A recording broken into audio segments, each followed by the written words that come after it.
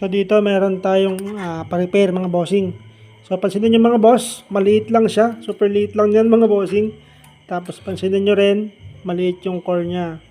Tapos, ito mga boss, ang problema ko dito, maliit din yung umusli. Ayan o, maliit lang yan. So yung ginagamit natin ganito mga boss, ayan, pag nilagay mo yan, parang walang uusli. So, ang isang sanhi kasi mga boss, nung pag-init nung platino natin is malayo yung core dun sa lower platino. So, pag nilagay natin yan mga bossing, ayan o, wala nang umusli. Pansinin nyo mga boss, hindi pa to pantay. So, pag pinantay ko yan, mas lalong lulubog yan mga boss. Ayan o. So, kaya ano nga gawin natin dito? Isang technique ko, gamitin natin ng manipis-nipis na top cover. Pansinin nyo mga boss. Ayan o. Mas manipis to. So, magiging manipis pa to ng konti pag nilihan natin ng konti. Ayan o. Pag ito yung ginamit naman natin mga bossing, mausli na siya. Mausli na yan. Ayan o.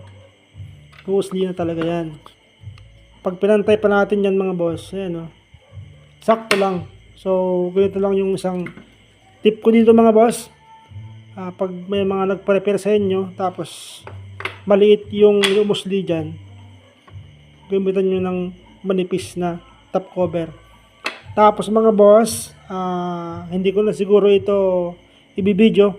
Kumbaga sinabi ko lang yung tip ko para maiwasan nyo yung pag-init ng platino.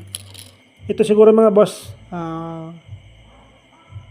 mag-add na lang ako ng number 24 dito kasi 3 layer lang mga bossing yung secondary niya. Kaya medyo siguro yung problema ni boss dito na mahina. Talagang mahina siya mga boss kasi nga kaunti yung secondary niya. So tagdagan natin. Yun lang mga boss.